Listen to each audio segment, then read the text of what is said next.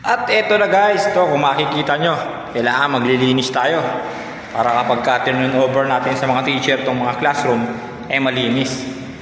To. Walis-walis tayo.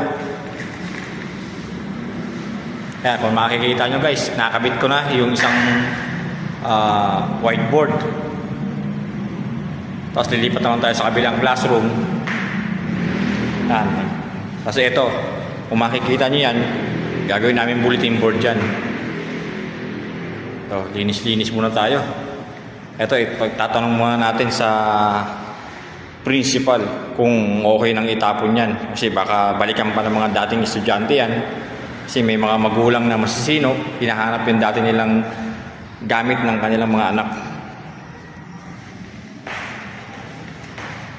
Tapos, ito sa labas, kung makikita ninyo,